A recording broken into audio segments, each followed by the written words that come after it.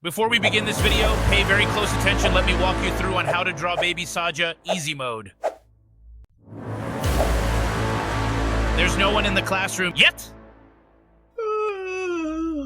These are the only guidelines you will need to draw an accurate face. When the guidelines are in this position, it means the head is in a straight position. When it's curved, it either looking up or down, then there's sideways. Then there is also this single vertical guideline, which is used to divide the head into two for easy assessment of the features by accurately displaying the right or left adjustments of the head. Now let's get into the video.